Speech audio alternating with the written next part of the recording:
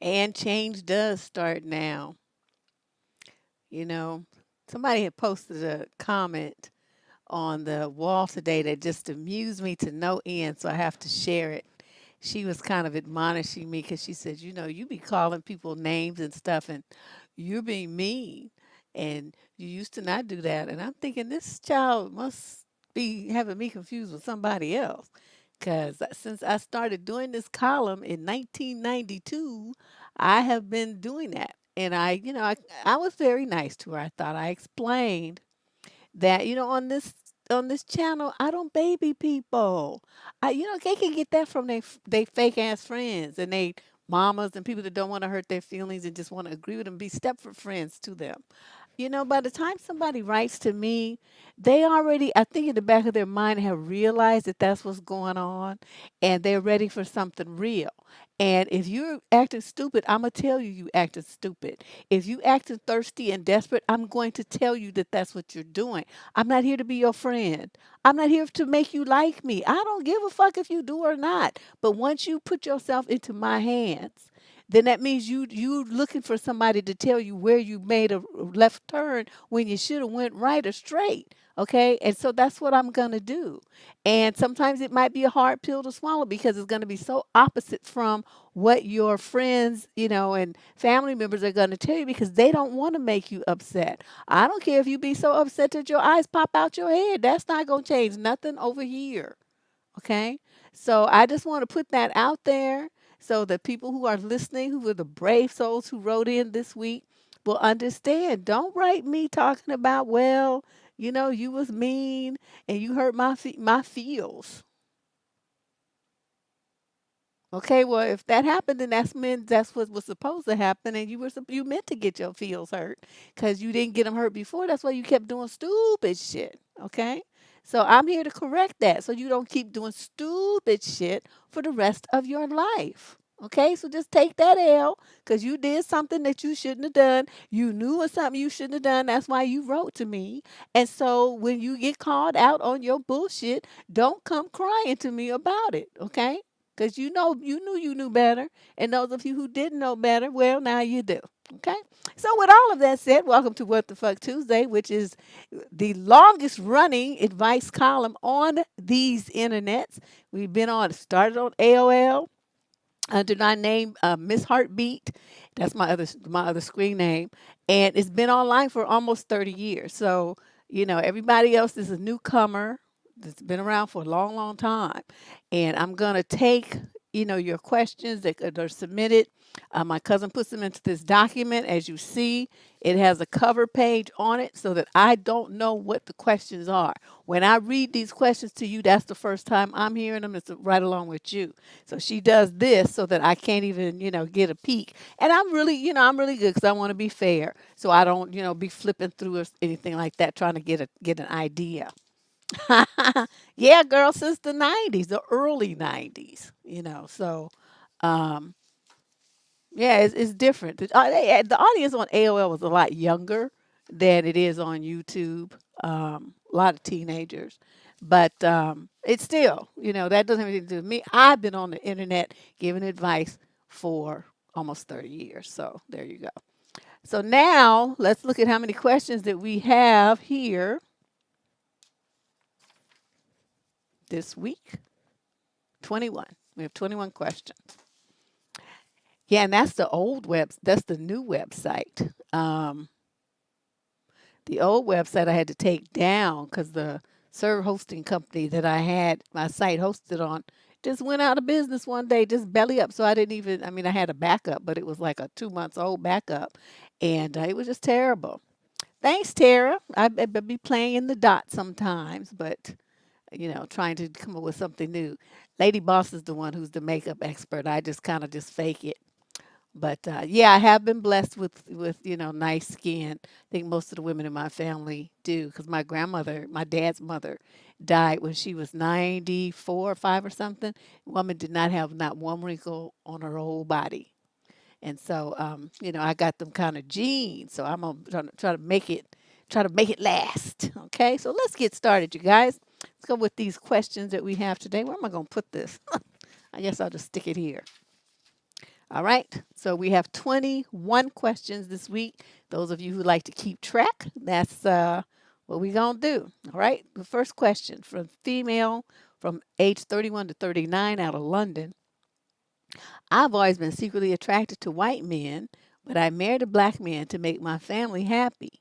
I love my husband, but I've never been able to get the thought of what whoopee would be like with a white guy out of my head. Finally, I told myself that the only way to move forward was to just get it out of my system and eggplant a white guy. So I went to a club and picked up the finest white dude I could get. We went back to his place and things got very hot and heavy. I was so drunk, I let him go in raw.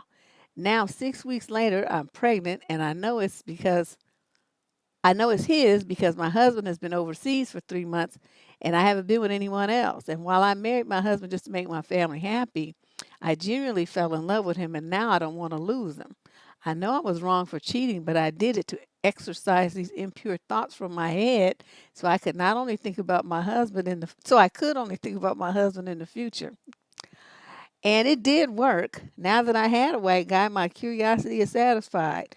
I no longer think about it, but now I've possibly doomed my marriage. I refuse to have an abortion because that baby is a part of me.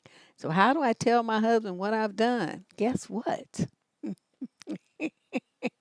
Guess what? You're not going to have to tell him. Because soon as he finds out that you're pregnant, he's going to be like, wait a minute. I've been on the boat. This don't add up. These months ain't adding up. What's really going on? And then he gonna see the baby, and he gonna be like, "Oh, look at this baby, looking awful pale to be my child. Plus, it can't be my child because I was on the boat."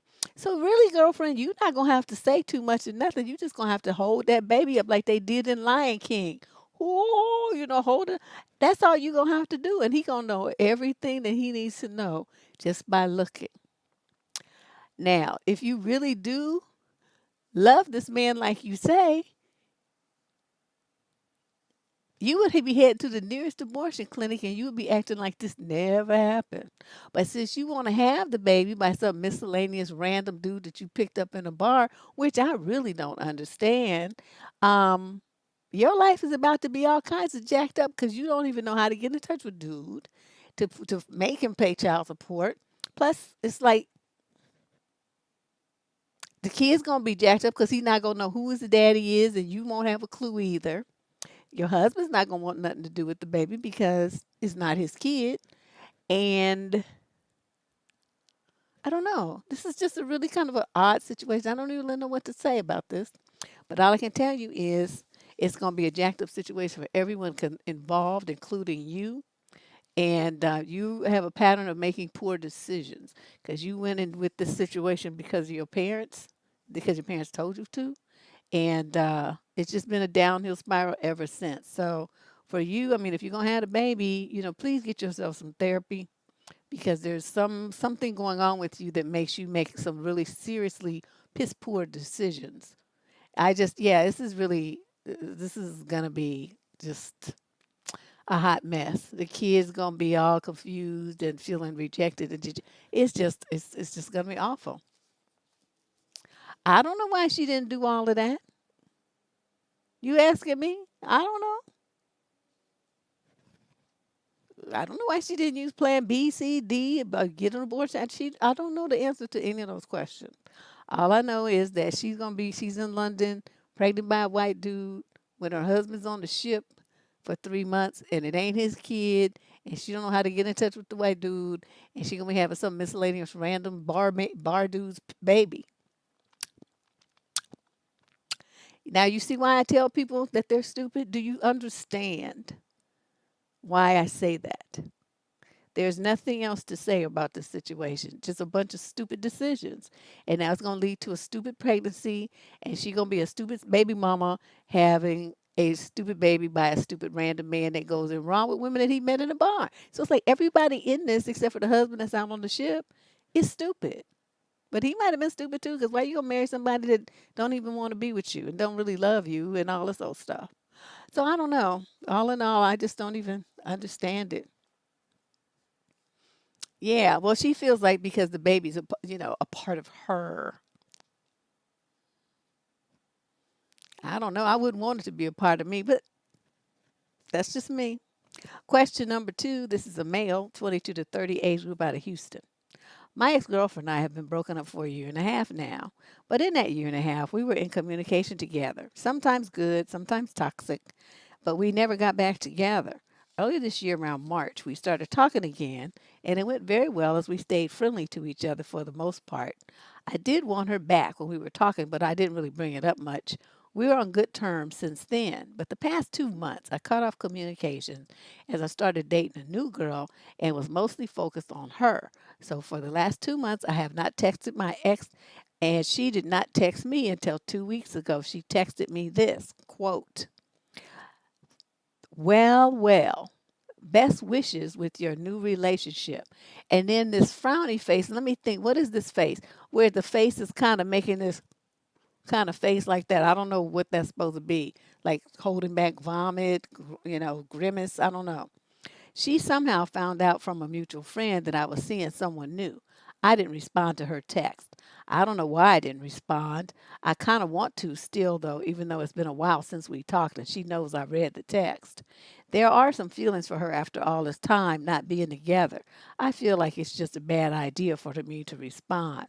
My question to you, Auntie Deb, is this some sort of jealousy on her part, or because we were actually on good terms, is she being sincere? Also, should I have responded?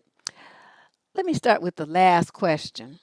Should you have responded no? And what you should have done instead of just, cut off, you say you cut off communication, but you didn't block her. What is it with these young people that just don't want to use the block feature? And so you leave the doors open for these people to come back in your life and fuck you up. And you do that intentionally to yourself. I don't understand it. Because once I decided I was done with her, she would have went on my block list. So I'm not understanding what it was that you was doing. The only thing that's a giveaway is, well, I still had some feelings for her. And that at least is honest, and that's why y'all don't be blocking. Because you be hoping that they want to come back. So you leave that little door cracked so they can come back in the picture and just fuck you over some more. That's what you be doing. They think blocking is petty. Well, who cares? I mean, if the person is out of your, you know what I mean? You're done with the person. Why do you care what they think? See, that's the part I don't get. I mean, they think you're petty. Okay, and? I mean, how does that change your life? For the better or for the worse? I mean, what difference does it make what they think? Why are you even considering what they think? You block them so that they can't come in and fuck up your new stuff that you're working on now. They're part of your past, and that's where they need to stay behind you in the past, in the rearview mirror. As you move forward in your life, they in the back, okay? But when you leave that door crack, they just jump in the car with you and start riding again. And then there's your new partner, and them all squeezed in the vehicle together. That's now your life. Why would you do that? I don't understand it. But is this some sort of jealousy on her part? Nope. Nope, she's not jealous. She just want to mess with your head. She was doing that to, it's called a fishing expedition, to see if you were going to get a response from her. She was going to get a response from you saying, oh, well, I really wanted to be with you, but, blah, blah, blah. That's what she was really hoping for. Some kind of emotional, you know, gut spilling from you about even after all this time. Or because we were actually on good terms, she's being sincere. Whether she is or not. I mean, what difference does it make? See, were this me, were I you, and this happened, and some ex came talking about, well, best wishes for your new relationship with a little grimace face like that, I would have wrote back, fuck you. I don't care what you think.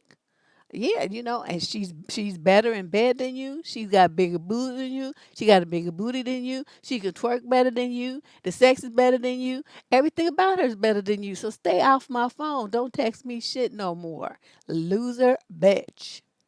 Okay? So that when you want to get rid of a broad, you do stuff like that, she'll go away. But you guys never do that. I don't understand it. Who is this? you know, it's not no trauma bond. You putting too much on it. How everybody got a trauma bond and ain't nobody's ass been traumatized. Y'all need to stop looking in the dictionary, finding words to be flinging around, and stay off of these websites where they be talking about psychological problems and picking up stray words to use. This motherfucker ain't no sad trauma bonded. He got dumped by a dumbass broad. That ain't trauma. That shit happens every day. He just, some people just hate to lose. That's what it is. They want to be the one to leave. They don't like it when you leave them. That's all that is. Question number 3. This is from a female in the 50 to 59 age group from Columbia, Missouri. And my cousin put a note saying this letter was sent in September. Oops. Wow, it must have got lost in the shuffle somewhere. Anyway, so this woman writes, my daughter just got married this past weekend, and her new mother-in-law did all she could to ruin the wedding, ending with her verbally attacking me and rounding up all of their side of the family and stomping out just as the reception was beginning. She obviously has a low opinion of our family and was rude, insulting, and disrespectful. Then attempted to blame all her shenanigans on our side of the family. I feel just awful for my new son in law and my daughter. He is heartbroken. She is still angry. His family contacted him after 3 days and said they are not sorry and have no regrets about their behavior. I really believe they are toxic and fear they will do all they can to cause problems with my daughter's marriage. What advice should I give her concerning this? You should tell your daughter that if her husband does not stand up to his family and either cut ties with them altogether or cuss them all out and tell them how they better act in the future, or he will cut them out, then she needs to file for an annulment, because she would be setting herself up to be married to some fool who's gonna be like, like a lot of guys cop that plea. Well, they're putting me in the middle. They're putting me in the middle. You panty wearing freak. That's not the being the middle. That's somebody who just has no courage and ain't gonna stand up to his family and protect his wife in marriage. So this is a big test for him as well as for your daughter. So she doesn't need to be mad. She just needs to sit there and just be normal and watch what he does. So, him being mad, he ain't doing nothing. He ain't checking nobody. He ain't cussing nobody out. He ain't putting nobody on block. He's still talking to them. He's still interacting with them, whatever like that. Then that means he's okay with it. Because, you can say that you accept something in more ways than using your words. And that's what a lot of women don't understand. Your body language and your behavior towards toxic people and situations, if you don't remove them from your life and you continue to interact with them and they still get the benefit of having a relationship with you, then that means that you are acquiescing and you are on board with whatever they did or said and how they treated you as well as how they treated your loved ones. You're okay with it. That's what that says. So she needs to just watch him and then find out where are you guys? Where did she say they were? Columbia, Missouri. Whatever the parameters are for annulling a marriage in Columbia, Missouri, you can find that out for your daughter and slip her that text. Say you got 30 days, 60 days, 90 days, whatever it is. And if he's not right, then file for annulment. It'd be like it never happened. Because she don't need to be talking about she got a divorce in a situation like that. Just, just be out. This is really sad. They so disrespected him. I don't even, I'm just like in shock, to tell you the truth, that somebody, they claim that they love their family member, but that's how they treat dude. Even if they did feel that way about the girl, you don't do that to him. You wait. It's like if they get married, you're going to have plenty of opportunities to go out. You don't have to do it at the wedding and just make a big production and humiliate the kid like that. So they don't have any respect for him or for her. So, well, he might probably see. I'm giving them some some benefit of the doubt because this woman's only in her early 50s. Okay, she's in the 50 to 59 age group. So her daughter is most likely in her mid 20s, right? Mid to late 20s. So, and the guy, probably close to the same age. When people are that young, they don't know what to do. They're still very tied to their family. People in their 30s and 40s be like, wah, to their relatives and not give them a second thought. But when you're that young, you're still very tied to your parents and your family. And I'm sure that's a very confusing and hurtful thing. So we can sit here and say, yeah, he should cut them loose and he should do all this stuff. That we're way older than them. We have way more life experience than them. We've been married, people have been divorced, and widows, all kind of stuff going on in this audience. So our perspective on and outlook on something like this is going to be very different than a young person in their 20s. Come on, you guys. And so this is the kind of thing that they don't know what to do. They don't know how they feel. They're going to have to sort this out. And so I'm trying to give them that space to do that because it's going to be a growth experience for them. But I do want this mother to look into what it is, what constitutes an annulment, what those parameters and rules are for that. And then you give that information to your daughter, then you stay out of it. Okay. Because this is her marriage. Okay. It's going to be her mistake. It's going to be her success.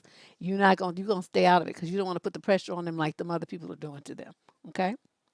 Question number 4, female 22 to 30 out of Montreal, Canada. I've been dating this 34-year-old guy for a few months.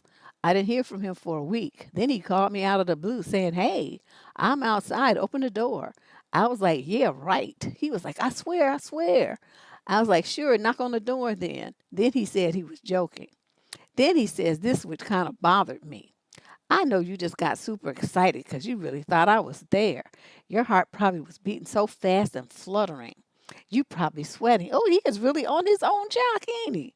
I was like, "Oh no, I know you were joking. I didn't leave my bed."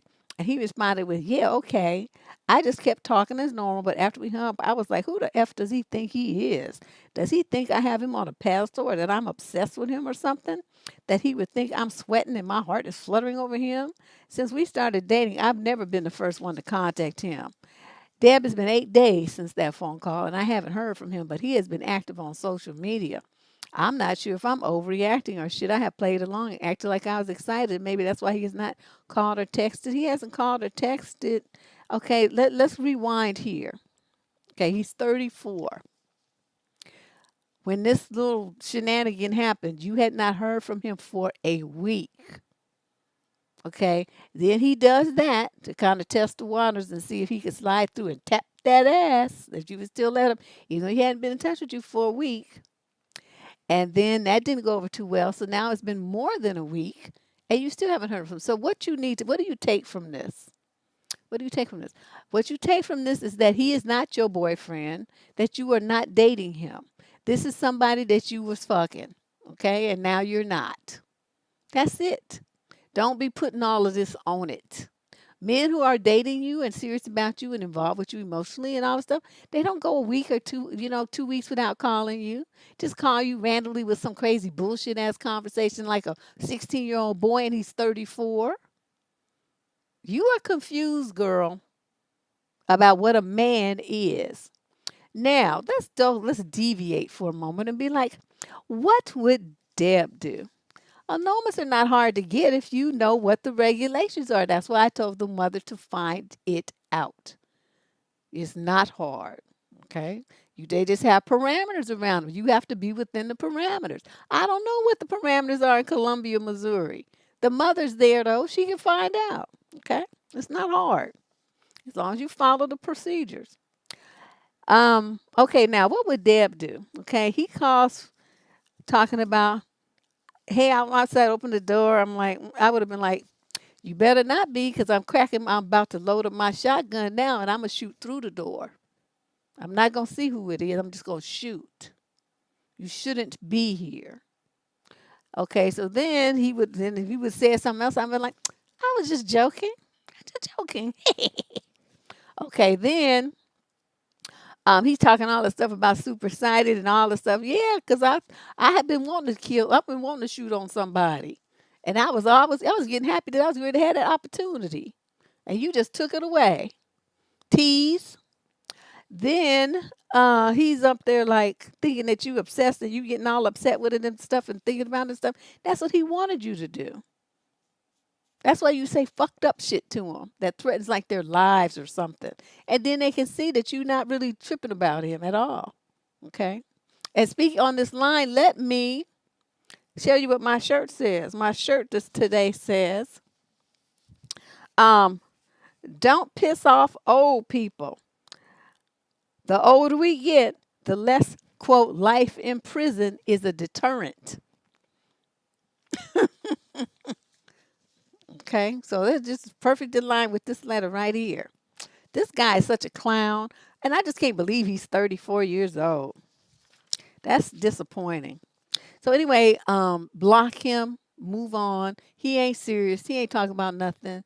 Trying to keep you in one of his ponies in the stable that he can roll through every couple of weeks, once a month, or something like that. And you be all happy to see him. You too old for this girl.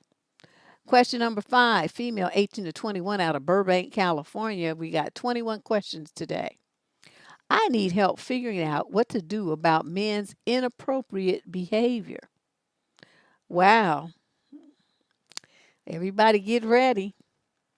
I mean, weirdos who stare, perverts with unpleasant comments, or just feeling uncomfortable because they're in my personal space. I just started working in a small fast food restaurant where a lot of men and drunks go to eat, and few, quote, friends of my boss make me feel very uncomfortable. They go there almost every day, and because I'm new and young, I don't consider myself extra pretty, but my red hair does get attention. They try to talk to me a lot or try to be close to me. My boyfriend told me to do something about it and not to be quiet. So today I tried to be especially mean to one guy who was making too many comments about me, and I could see that the more mean I was to him, the more he was making comments. Some background info. Since I was a child, I have had an unreasonable fear of men trying to hurt me because I don't reciprocate their attention. Often I'm scared to talk in my surroundings about feeling like I'm being harassed because what if it's just in my mind and I'm making a big deal out of it? How do you suggest I deal with stuff like this? What are your experiences, ladies of the squad? I am thankful for any suggestion you provide. Okay, that's it. All right, so these are old men coming to your place of employment, uh, and you're feeling, they're making unpleasant comments, and you're feeling uncomfortable because they get too close to you physically, and they're friends of your old boss, and I guess the old boss is not really doing anything about it, probably because that's why he hired you, because you're in the 18 to 21 age group. That's the most dangerous uh, age for young women because I don't know. It's just they feel like you're legal, so if they mess with you, they won't catch a case for child molestation, but you're still naive and young enough that you're like a child in the mind. So for guys like this, it's the perfect age to victimize somebody. You're between adulthood and childhood, and you're legally adult, but not mentally and definitely not emotionally. So in a case like this, it's unfortunate that you have this fear that must be grounded in something. We don't need to get into your whole history, but what you have to do, since you're at what you want to do, I don't know, get you a stun gun. You in California, so you can do that. Get you a stun gun and you start carrying it. You start fully charge that bitch up and you carry it with you at work. Okay. Then what you're going to do when these old men start talking like that, say something like, the main number one thing that gets old men is when you talk about their age. Okay, you talk about their age. And so in a situation like this, you would want to say something like, what I don't understand is why a bunch of grandpas want to sit around and try to intimidate a young girl who's young enough to be their granddaughter. I don't understand the desire to do that. You're fucking perverts. Okay. That's one thing you say. Now, I don't know if you cuss, but you better start.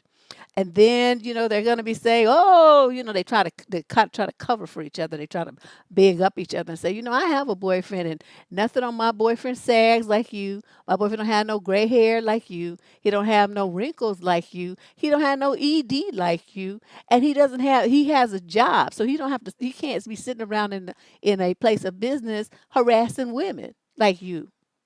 So, all in all, by comparison, all of you are nothing but losers. You're old and you're dusty and you're wrinkled and you're gray headed and you're ED having, and I have no interest in you whatsoever. Keep fucking dreaming.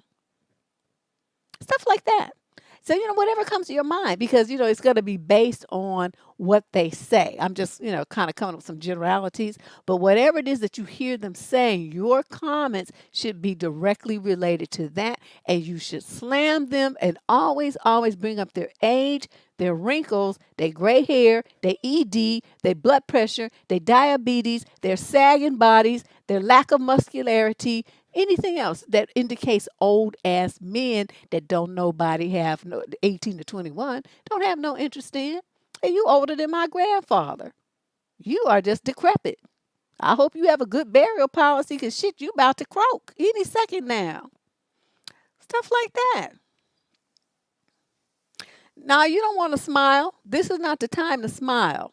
This is not the time to smile. See, when women smile, that's sending a mixed message. Smiling and showing your teeth at motherfuckers, that's not what you do. When you are going to talk about somebody and check them, don't you dare put a smile on your face. Don't do that. Especially when you're young. Now, see, if somebody like me did that, my sarcastic face, and then after I rip you new ass, I go, okay, is that really a smile? But you as a young girl, don't smile. Don't smile when you talking shit because you're sending a mixed message. Your words are saying something tough, but your face is saying, oh, please accept me. I'm smiling. I'm trying to be nice. That's not what you do. I'm telling you, nice needs to die. And part of being smiley faced and showing your teeth at motherfuckers who are disrespecting you is going along with that. That's not how you do it. Don't you ever smile at no crusty ass fucker. Don't do that. Don't ever do that. So let us move on because, that's, you get the general idea. You think about some of the stuff that they've said to you and you can come up with some witty comebacks. You start lobbing those at them a time or two. They'll shut up because they'll see that you ain't you ain't the one. You ain't the one that's going to be taking that nonsense from them.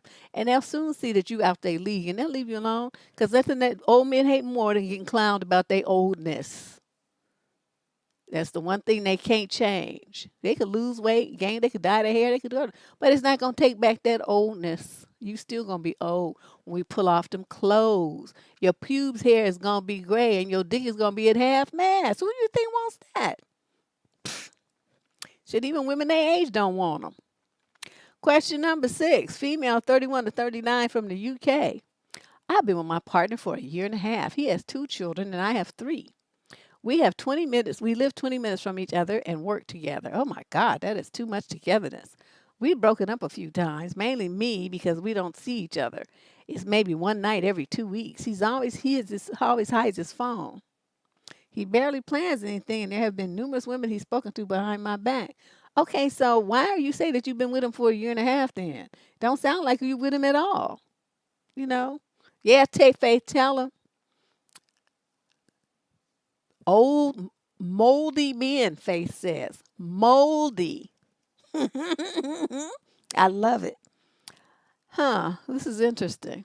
So, including one woman who jumped his fence initially at the start of the relationship, screaming that she had slept with him. Oh, she sounds like Vivica. Remember Vivica jumping fences for 50 cents? I've had to pull him up on his behavior numerous times because he's disrespectful to me. I literally work with women who have seen his D. The majority of them, actually. Now, fast forward. We have always texted every day, but I've told him that I'm unhappy. We tell each other we live together, but he never lets me at his home. Only comes here when his kids go to sleep late at night, and we have barely spent a day together. I think the most is when we have gone away camping for 2 days. His kids love me, and I love them, but we never see each other really.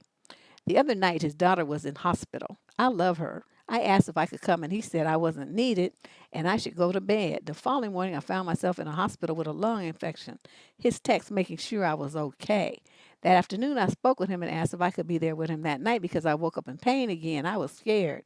And he said no, that I wasn't allowed there because his child was unwell. And I was hurt by that. If he was unwell and my child was, I would have had them both here because that's what family does in my eyes. He since told me that I'm an asshole for saying that I was hurt and that I'm starting fights again. How could I after a couple of good days and say that I'm abusive? Please help. The blame he puts on me and the guilt. I'm feeling lost. Okay, I'm not understanding why you dealing with this. First of all, let me tell you something. I'm a woman. And if I had a friend who was in the hospital because she had a lung infection and she wanted to bring her bitch ass over to my house around my kid who's already sick, I would have cussed the bitch out. So he didn't cuss you out. At least he didn't cuss you out. He just told you no. But see, me thinking you gonna dump your sickness that had your ass so sick you was in the hospital into my house where my little child is already sick, and I'm gonna be worrying about you more than I'm worrying about my kid. See, I don't know what you thinking, lady, but to even ask him that was out of pocket. Disrespectful to him and disrespectful to his kids. You worrying about yourself. And you got 3 kids. Who's gonna be taking care of your 3 kids while you lounging around at his house spread disease to his 2 children? Okay, then you have a man who's, all these women have seen his Johnson at his job. He cheats on you. You only see him once every 2 weeks anyway. And all this stuff you just keep pushing, chasing. This man don't want you. Not like that. At some point, you need to accept the fact that, you have like a booty call situation with this dude. You ain't dating nobody, okay? And he's not your partner. He's just somebody you occasionally fuck once every 2 weeks. Okay, that's what you got. And you trying to make it be way more than what it is. Okay, so think about this. This is not, I don't know what he did. Yeah, she spread disease. She said she was in the hospital with a lung infection. Okay. I found myself in the hospital with a lung infection. But she wanted to be there with him because she woke up in pain. And he said, no, I wasn't allowed there because his child was unwell. Okay. His daughter was in the hospital first, and then she was in the hospital. So, see, the baby was sick. So she don't need to be with her sick, hospitalized ass around a kid that just got out the hospital. You see what I mean? No. Just for even thinking that is crazy. I'm telling you, if a friend of mine, she would have got cussed out. It could have been Rona. It could have been a milder case because, everybody don't be in the hospital for days and days. Some people are asymptomatic, I've been told. They don't have any symptoms, but they still have it. So just because somebody was in the hospital, with something and they got back out, that doesn't mean it wasn't Rona. But she's not, that's irrelevant to the letter. What we're talking about is her behavior towards this situation. And she acting like her and this dude is like a couple. He got all these other women and she knows it and all this other stuff. And he's up there showing his stuff to all these women at his job and all that. Question number 7. He said no because his kid was sick. She just got out the hospital. Then this bitch is in the hospital the next day with a lung infection. And she wanted to bring her sick ass to his house where his kid just got out the hospital and already is sick. Now, I don't understand what kind of thinking you doing has to be. Where you think that somebody who just got out the hospital is irrelevant in this situation and it only means that he don't like her. Your thinking is all kinds of fucked up. You need to get your mind right. Anybody who's a fucking parent is not going to have somebody who just got out the hospital with a damn lung infection in the era of corona in their house over their kid who just got out of the hospital. Come the fuck on. That's all y'all think about is some bitch. They think everything detox to something about some bitch. He don't like her because it's this and that and this and that. It's not that. He's a parent. Parents care about their kids. And you don't want some half-diseased bitch who was in the hospital coming coughing and breathing her fungus and nasty virus germs all over your child. My God. Question number 7. Female 31 to 39 in the UK. My 12-year-old broke his stepfather's cell phone. The consequence is to pay back the cell phone, value $400. We will be keeping his monthly allowance, and he will do 1 extra chore a day worth $2. My husband feels he should do 2 or 3 chores a day. I think that is way too many. I'm fine with everything else. A little background about my son. He has ADHD. His biological father chose to leave his life a year ago, which is really hard on him. He also has anger issues and has been seeing a therapist. As for chores, I should share that he does make his own bed every morning. He puts away his own laundry, sets the table, throws out the trash, mows the lawn, vacuums, and the list goes on. Well, where's the rest of the list then if it goes on? The 2 to 3 extra chores will be on top of what he does daily. What suggestion do you have for me? You need to understand that you raised a spoiled fucking brat. I don't give a fuck if he got ADHD. Do you know that keeping his ass busy and exhausting him will help with that? You're supposed to load him up with chores. That's what you're supposed to do. He's supposed to be so fucking exhausted when he goes to bed at night that he will never think about breaking nobody else's property ever again, because he will reflect on how exhausted he was for the 6 months it took him to earn that $400. That's what you're supposed to do. He's 12 years old. He going to have 13, 14, 15, 16, 17, 18. So he's 6 years to be an adult. And you still call him, oh, that's too many chores. Okay, let me explain this to you. Putting away his laundry, he's supposed to do that. Okay, my daughter was doing that from the time she was 5. Okay, not 12, 5. Putting her own stuff in her own drawer. Okay, I taught her how to fold stuff and everything. And she would put it away. Towels, the little stuff that she could handle, ball socks, that kind of stuff. She knew how to do that at 5 years old. So I don't understand what it is you think that a 12-year-old can't do. Then you talking about, well, he makes his bed. God damn it, he's supposed to make his bed. He the one that's sleeping in it. Who else supposed to make it up? You think you gonna do that for a 12-year-old boy? If so, you're stupid. Okay, you one of them kind of mamas that end up raising like knucklehead ass dusty sons because they're not used to doing nothing. The mama does everything for them. Okay, and then he's like, he takes out the trash. Okay, that takes him what? A minute or two a day? Okay, that's not like it's a big struggle. He sets the table. Another minute or two a day. He mows the lawn. What's that? Once every 2 weeks? And it's wintertime, so he ain't mowing no lawn. He vacuums. Okay. He lives there. Why not vacuum? That's what? Once a week? 15 minutes?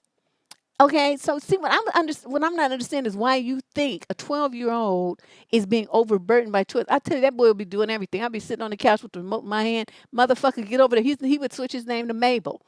$400 phone, and you just gonna break somebody's property like that? I'm ready to work your ass like your name is Kizzy. No.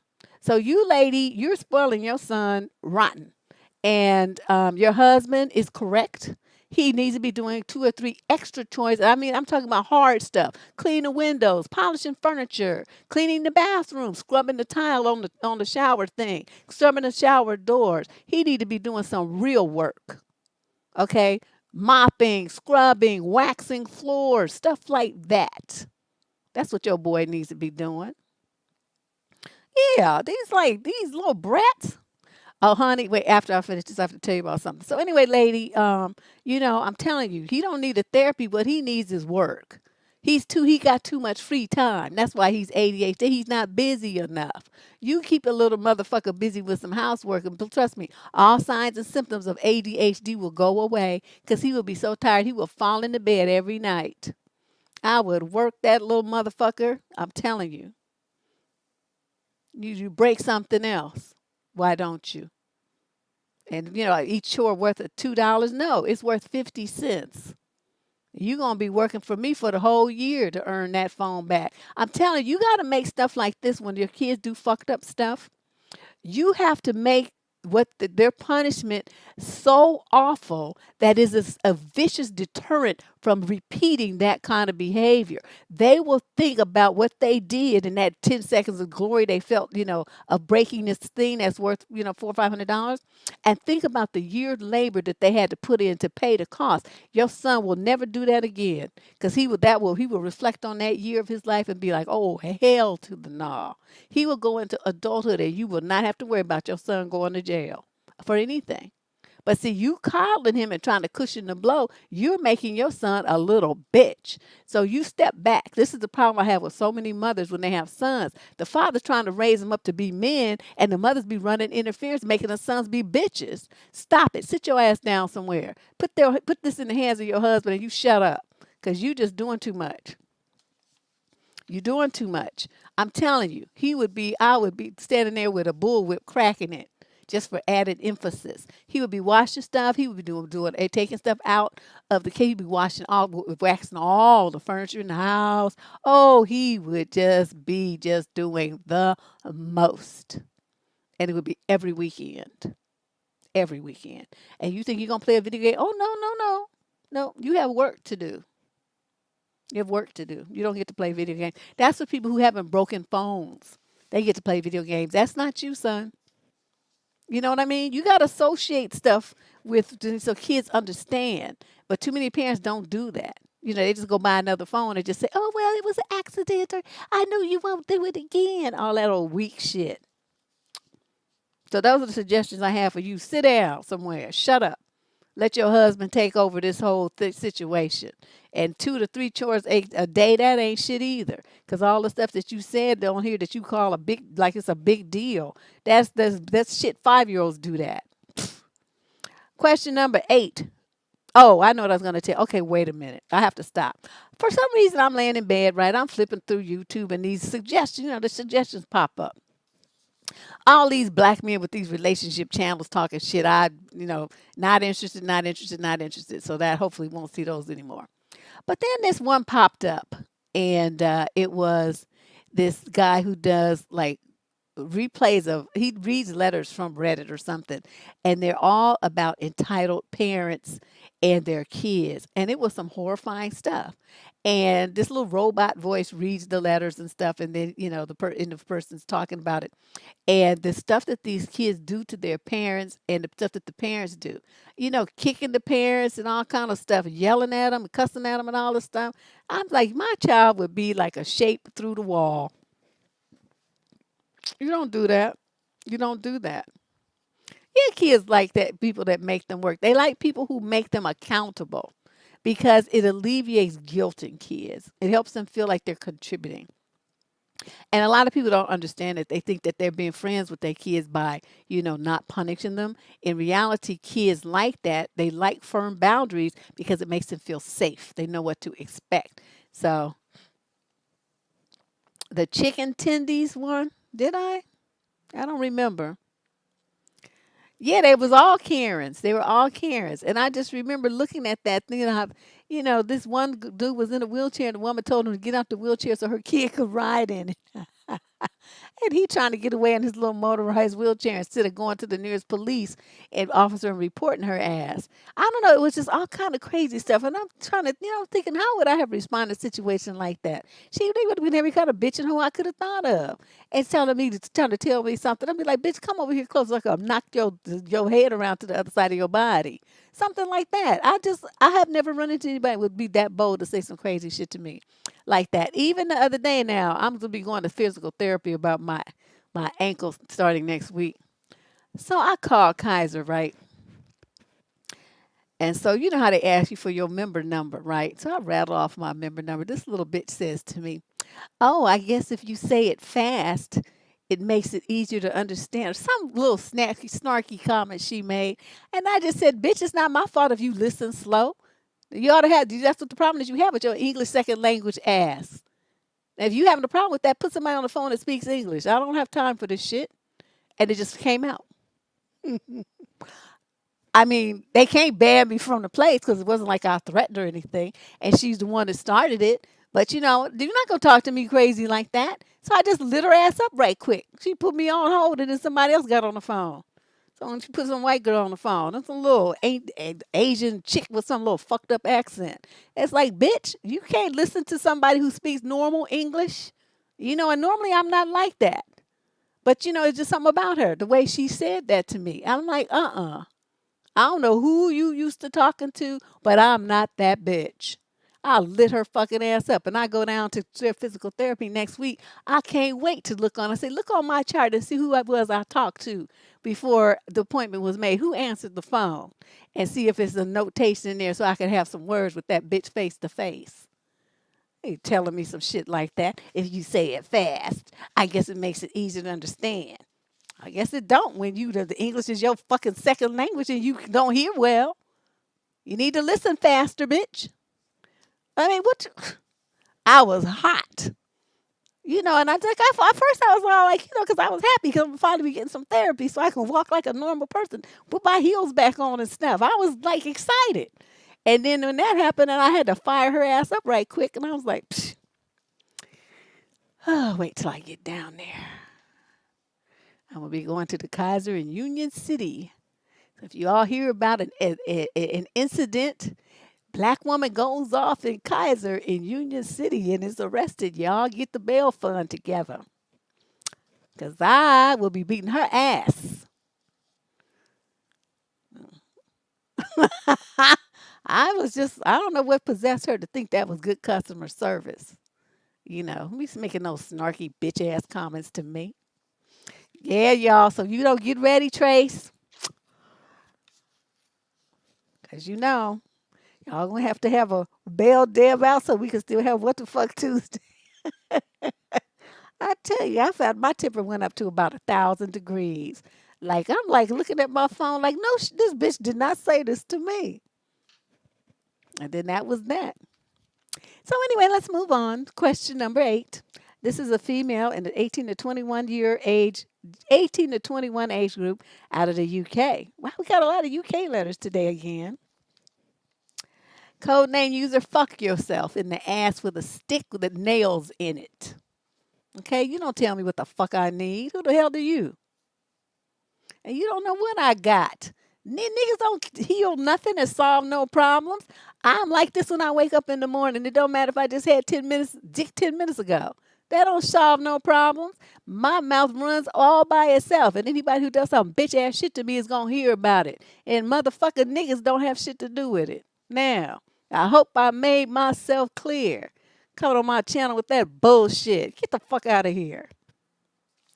I can't stand niggas. Boy, always talking some crazy shit, thinking they dick has magical superpowers. Get the fuck out of here. Anyway, she says, I'm stuck in a huge dilemma. I have been talking to a boy the same age as me. We are both 19. For 3 months, we were basically going out. Uh-oh. He would stay around my house for multiple days in a row. He would take me out for meals. I spent about 200 pounds on him for his birthday a week ago. He became part of my family. He really loves me, and I don't trust very easily, but I was starting to get feelings for him. I purposely told him about my past with boys and said he cannot fuck with my trust, and he promised he wouldn't.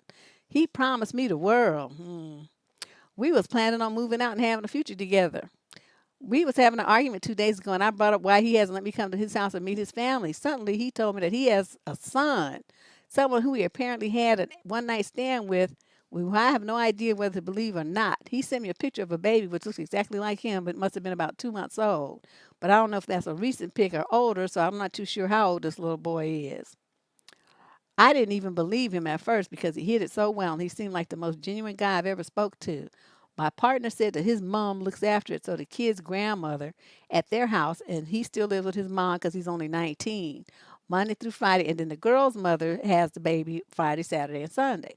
I automatically blocked him straight away and haven't given him one word since so I can think about this myself and come to a decision. I am completely heartbroken due to the fact that he was living a lie. Me and my family have been lied to and manipulated into a situation he knew I would not want to be a part of. However, he has told our friend he didn't want to tell me, so I would give him a chance and knew I would have said no straight away. He is genuinely a really nice boy and the best boy I have been with in terms of how I've been treated and really put me first, I thought. But is 3 months way too long to not tell someone this life-changing information? If he can hide this, can he be hiding more? Please tell me your thoughts on whether I should give this a shot. I wouldn't be able to raise his child myself, which he probably expected as he works all day because I too work all day and go to uni. Or am I right to believe he is a lying bastard? He said it's the only thing he has lied about, which I have no idea whether to believe, but even so, he would have told a million other smaller lies to cover it up. What should I do here? You should do just what you did, block him and keep him blocked. Let me tell you something. How he admitted that he didn't tell you so that you would give him a chance. That is manipulation. He manipulated you with a lie. He manipulated you by not telling you what reality is so that you would give him what he wanted at your expense, knowing that you would not want to be with no damn baby daddy of a baby that's a couple of months old and he's only 19 years old. What you supposed to do? Step into a stepmother role with his raggedy ass baby, and he's irresponsible and too stupid to cover his dick up when he's, doing a one night stand, and now he got a baby. Now, whether it's true or not is not the point. How he got the baby is not the point. So let's not get stuck in minutia here. The point is that he has the kid. Whether it was a one-night stand, a 2-week stand, or since he was doing the girl since he was born. I mean, all that's irrelevant. The fact is he has a baby and he hid it from you to try to manipulate you into being in a relationship with him, knowing that he was living a lie. So you did the right thing to block him, and I'm going to suggest that you continue to keep him blocked because nothing about him is anything that you want to get involved with. I mean, it's nice that he treated you well, but that's what people do when they try to manipulate and control you into a situation. He's not going to come out the pocket being like a rogue. He just going to, be super nice because he's still trying to manipulate and control you. So understand what time it is. Okay, this guy's a fucking liar. Just like you said, he's a bastard. And so you too young. You got a whole future ahead of you. Going to university, you trying to make something of yourself. Don't tie yourself down with somebody who's too stupid to even cover his dick up on a one night stand. Don't do that. He doesn't deserve you. Okay, you deserve somebody who's living right, who's making smart decisions, who's got their life on track. This guy's not that. He's a dusty loser. Okay? That's it. That's all. Okay? Thanks, Shay. I knew that person was going to be trouble. Was coming in trying to regulate on somebody. Motherfucker. All right, let's move on to question number 9. This is a female, 22 to 30 age group out of Tuscaloosa, Alabama. We've been together for 5 years and life is very easy together. Sometimes it feels too plain, if that makes sense. He would do almost anything for me and I fully trust him. Okay. Sometimes I just wish he would make me laugh and share stories with me, and then I feel guilty because he is so nice. I've always wanted someone loyal. Laughing is such an important part of life to me, and it's easy to make me laugh, but he doesn't even try, which I find so weird for a guy. Most guys I know are always trying to make people laugh. The closer it gets to buying a house together, the more I feel nervous that I'm making the wrong decision and will live in a house that lacks fun that I've always imagined. Possibly even feel stuck in a mediocre life.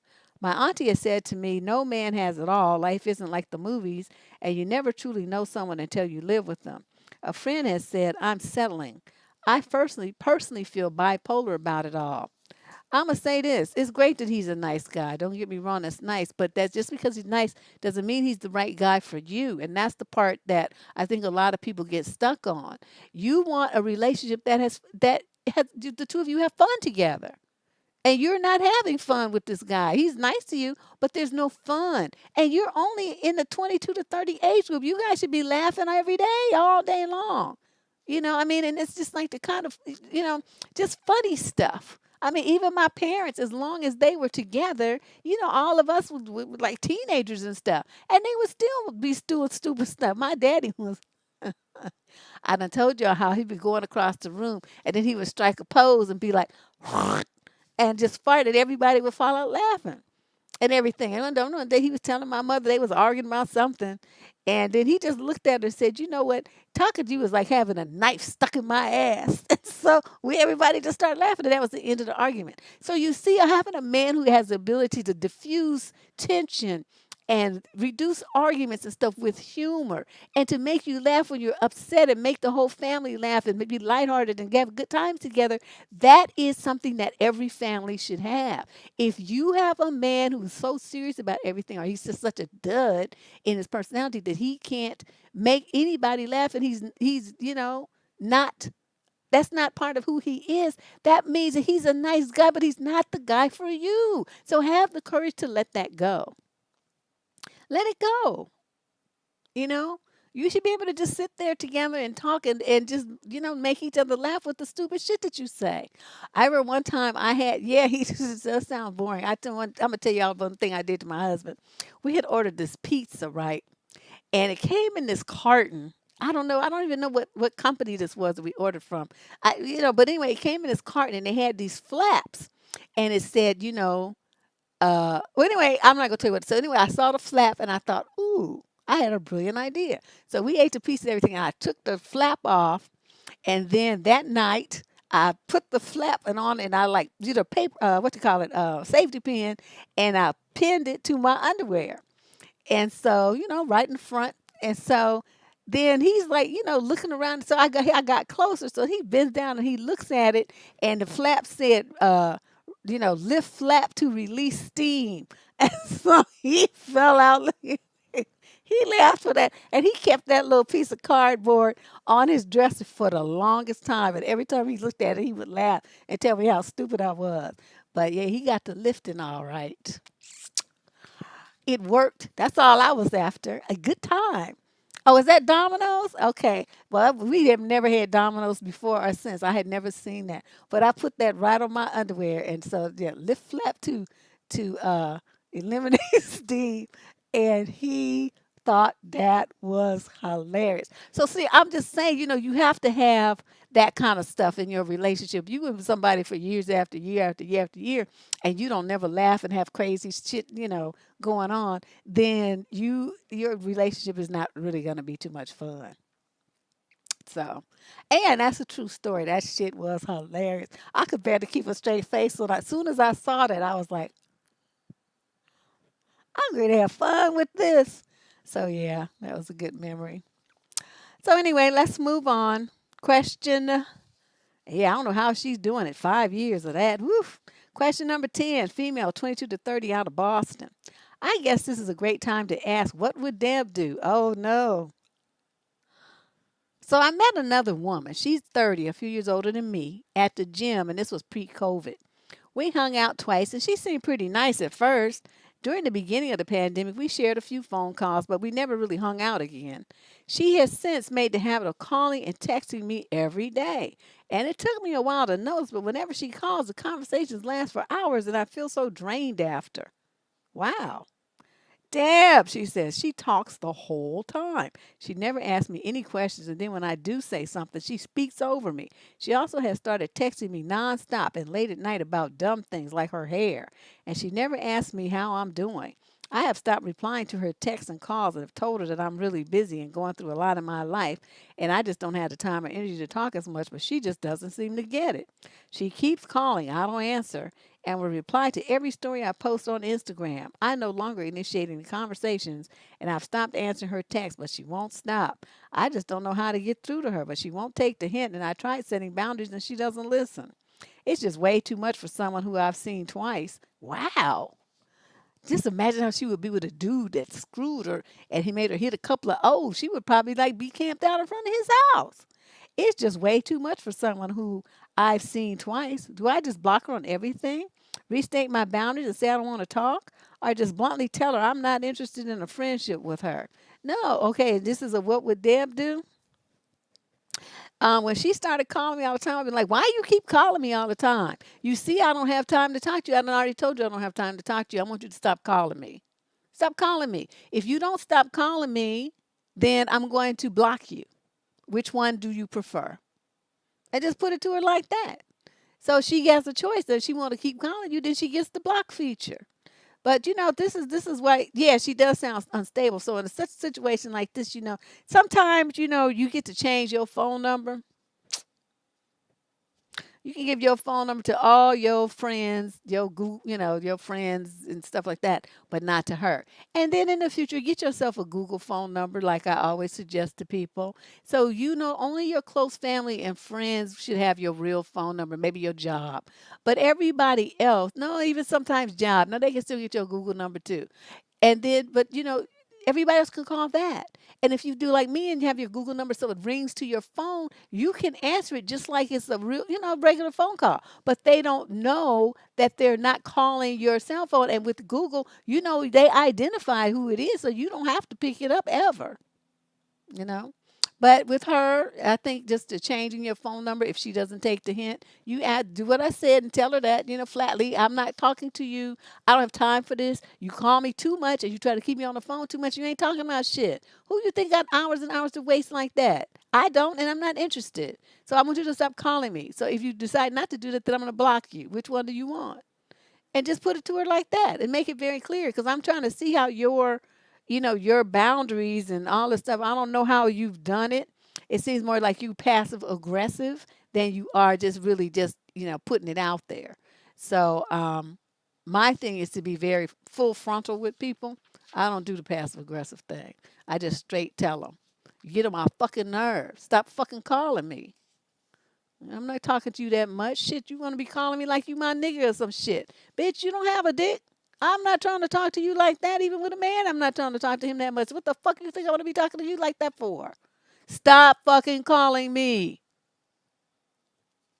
And then she would probably stop.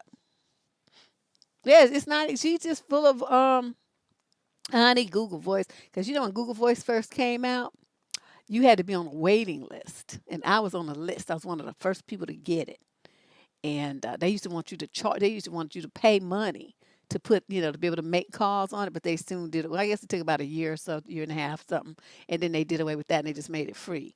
But yeah, before that, you had to put like money in your Google account. I had like $10 on mine.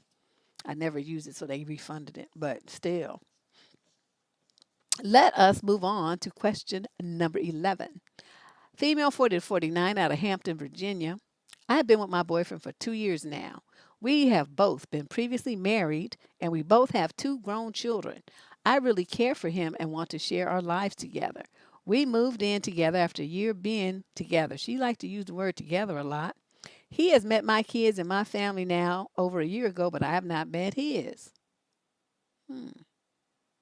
This is where my issue is. His kids are 23 and 19, as well as his mom, do not know that I exist. He has not even mentioned to them that he has a girlfriend.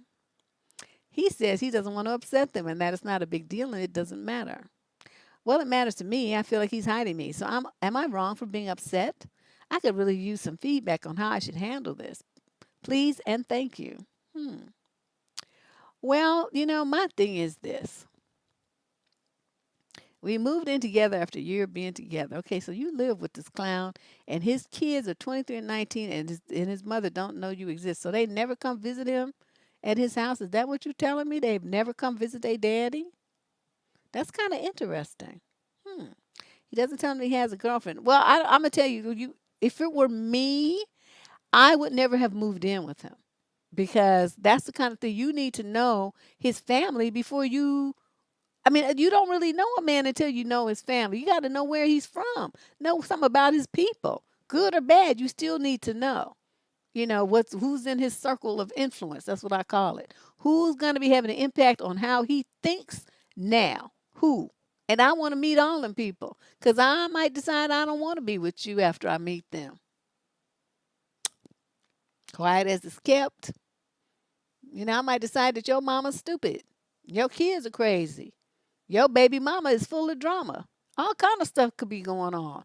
Until I meet all them motherfuckers, I'm not moving nowhere. Not like I would anyway, but I'm just saying if I were her, I would have made those moves so I could have checked everybody out first. And if he didn't want me to meet him, then there would have been no moving in together. Because you moving in with him, you done stepped up and been paying half of them bills and all that old shit that y'all like to do. All that roommate bill paying stuff. So I don't see the point of all of this. It's nice that you with him, I guess, if that's what you want, but obviously that's not really meeting your needs because otherwise you would have wrote this letter. So I repeat, as I have said dozens and dozens of times before, if you're in a relationship with a man, he's not meeting your needs, you dump him forthwith and right away. Okay? That's it. That's all. He's not meeting your needs. He's not giving you the relationship that you want. You leave him alone. I don't know how to make this any more plain. It doesn't matter all this other stuff. All the reasons women try to give, all the justifications, excuses, rationalizations, all of this stuff, it doesn't matter.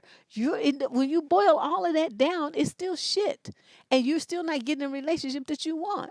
And so if you're not getting a relationship that you want and you're unhappy, you're miserable, you feel doubtful, insecure, all these things are going on, why would you stay in the relationship?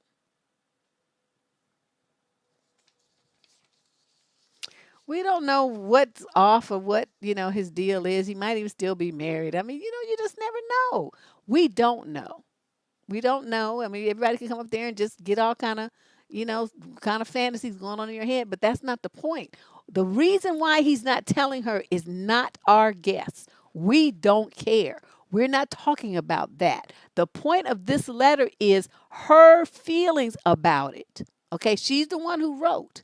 So all we're talking about is no matter what, there could be 50,000 different reasons why he's acting like this. That's irrelevant. The only point that we need to focus on, don't get distracted. The only thing that's me focused on is the relationship that this man is giving this woman. He's not giving her the relationship that she wants. She's not happy. She's feeling insecure. She's feeling doubtful. She's feeling like she's hidden away, like there's secrets being kept. These are all things that are making her feel insecure and doubtful about the relationship. Why all that's happening is not the point. The fact that it's happening is the point, and her reaction to it is the point. And I'm telling her that if you don't want to feel like that, the solution is to leave the relationship.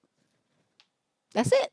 So all that other stuff does not matter. Y'all like to get stuck on all these whys and coming up with reasons and possibilities and theorems and all this stuff. And all that's, I mean, it's entertaining for you, I guess, but it's irrelevant in this instance because that's none of that. We don't have any evidence about any of that stuff. So everything that you're coming up with in your head is conjecture, guesswork, fantasies. The only thing that we do know for a fact is that she's been with him 2 years. They live together. And he hasn't told these important people about his relationship with her. Those three things are in fact. And so we're just going to stick to that. Okay. Question number 12, female 21 to 30 from Columbia, South Carolina. An acquaintance suggested that I change my WhatsApp profile pictures because, quote, in this one, you look 10 years older and hungover. And now I'm rage shaking. Oh, shit, what is that? The pic is nothing special, not that it has to be, but that's my point. It's just a simple headshot. But my face in it has an expression that I liked, so I decided to upload it. And here comes this dude telling me completely randomly that I should change it because in this one you look 10 years old and look like you slept off a 14-hour hangover, end quote. I'm like, excuse me? Is there an expectation I was not aware of that all women's profile pictures need to be attractive? And if that, according to whose standards? Also, that is my face, as in my natural unmade up face. I haven't worn makeup in a long time because I just don't like it at all. So are you telling me you think I'm ugly? Because that's totally rude, unnecessary, and uncalled for. Also, my profile picture is not there to benefit your eyeballs or your aesthetic standards. So go get fucked sideways, dude. Ugh, this made me so uncomfortable and angry for so many reasons. This is merely a rant, mainly a rant, but I am curious to know what you would have said to him. Okay, let me go back and look at this. Okay, you look 10 years older and hung over. Now, so he's doing that because he's negging you and trying to make you feel bad. What would I have done? Probably said something to him like, God, you're just such a little bitch. You sound like some jealous broad. Sitting up there, what man does something like that and says something like that? You sound like a little. Okay, I'm trying to watch my language, that some of that, but the reason they say stuff like this is because they want you to get upset, like she has. You don't remember, I told you, you can't show your emotions like that. You flip that shit around on him. It's like, wow, you sound like this little bitch girl that I knew in college that said some shit like that, but she was mad because her boyfriend liked me. Is that why you mad? Because I won't give you the time of day. Guess what? When you act like a little bitch, I'm not lesbian. So you sitting up there acting like acting all bitchy and shit with them little comments. That's not going to endear you to me and make me think you're being all manly and shit. What color is your panties? Stuff like that. You just flip it back on him and make him sound like a little bitch because that's what he is. Something saying some shit like that. So, and then I don't know what he looks like. I mean, that might be good material there to go in on him. His belly, his chin, his balding head. I mean, I don't know. You didn't say anything about him. But, when people start nagging you, that opens the door for you to do the $6 million man, scan and then start in on them from their head to their toe. So that would have been a good opportunity to, just go in on him. But first I would talk about his masculinity because only some little bitch would say some shit like that. That's a little bitch comment.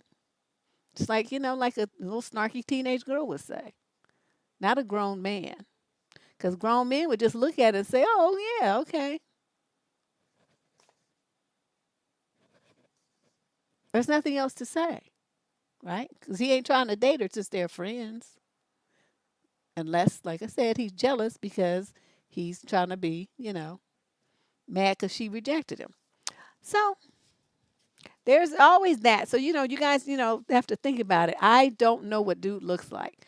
So that would be where I would start. He going to talk about me and what I look like. It's like, oh, are we talking about each other now? Is that what we're doing? Oh, is it my turn? It's my turn now? And then start and just go down his body. Yeah, he's a punk. Yeah, but yeah, she does care too much about what he said, you know. But I don't know. Question 13, female 30 to 36 out the UK again. What do you do when a man is trying to push you to commit too quickly? I met a man on an online dating site and he was really keen and full on wanting to see me all the time, texting good morning, good night, and talking about long term commitments. Oh, the love bomb, huh? After only a couple of weeks, he told me he had stopped seeing other people.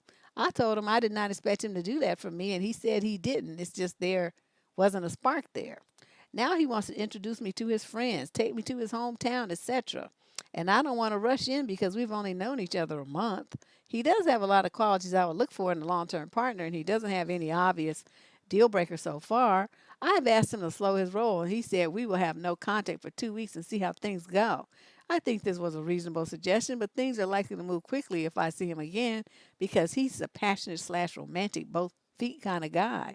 I've also been seeing someone else who's much more reserved. How do I ensure I'm not rushed into anything? By dumping the rusher and dating the reserved dude. Is this really a question? You are confused about that? You don't let no man set the pace of a relationship. You never do that. So many women that get caught up in that fairy tale dream of happily ever after and Prince Charming and all that shit. They let the dude roll in like that with all this future talk. That's future talk. You know, where I'm gonna introduce you to this, we're gonna do that, and you know, next year is gonna be this and that, and I want to take you here, I'm gonna introduce you to these people and this that's called future talk. He has nothing to base that on. But it's all stuff that's designed to get your head spinning to make you think that this is a commitment, that he's really, this is true, and that you two are really going to be together, and that all these fantasy tales he's spinning are going to come true. None of them are going to come true. It's just full of shit. A man who was really serious about you would not give you 2 weeks with no contact. The fact that he suggested that tells you right there. He's on to somebody else who his new victim is. Men who are serious about a woman don't do that. They want to see you a lot, but they're not trying to rush it because they're terrified that they're going to, quote, scare you away. So they don't do that. This is how I feel very confident that this guy is a narc and he's just trying to trap you with his, you know, his what they call love bombing techniques to get you to off your foundation, to get you, you know, in an upheaval so that you're not, your feet aren't on steady ground and you're not really thinking. You're just reacting to him. That's part of their game, to get you off guard, off balance. And once a woman is off balance, she's not really thinking clearly and she's reacting emotionally. She gets easily caught up. And then the next thing you know, you're roadkill when he decides to dump you and he goes and runs the same game on some other victim. So you are very smart to do this and to put up boundaries and tell him that, you know, you want to go slow. And that's why he feels comfortable saying, well, I'm going to just put her on ice because I'm going to be over here doing this other thing over here. They want to get you trapped up in and emotionally involved in something and committed before you discover what a piece of shit he is. But you slowed that down and you put the brakes on that. So he's like, oh no, she going to find out, you know, that I ain't really nothing and this is all a bunch of smoke and mirrors. So he's out the scene. So what you do is just block his number and then you go out with the other guy who's more reserved and more your speed. And you know, you have to be, a relationship has to be um, comfortable for you to go in. You know, I kind of liken it when I try to give guys, they're like, well, you know, I don't understand what that means, go slow. So I like to use this analogy, as this might work for some of you ladies too. I give an analogy of, you know, when you go to the beach. Okay, there are people who throw their stuff down, right? They come out the car, they find a spot, they dump all their stuff, and they run screaming and jump in the water. Okay, that's one type. There's the type where they kind of put their stuff down and they're going to set the blanket out, smooth the sand, put their umbrella up, put their lawn chair up, and they're going to sit there and they really not too tripping about going in the water. They just like to look at the water. Okay. And then there's a third type of person that goes to the beach, and that person will, you know, kind of lay their blanket out and sit their stuff there. They're kind of in the middle. And then they'll go down, and you know, the water's like at the edge, right where it laps up onto the sand, and they'll walk right there so that their feet get wet, maybe up to their ankles, and then they might wade out up to their knees, maybe, slowly going deeper into the water, slowly. They might get right back out, but then they might decide that they're going to start swimming or paddleboarding or whatever they're going to do. Okay. But you never know how they're going to do. But they're doing whatever they do. And they approach it in a very slow, careful way, step by step, little by little. Okay. Three ways that people enter into the water at the beach. Three ways people enter into relationships. And to me, that is like one of the best analogies that I've ever come up with in my life.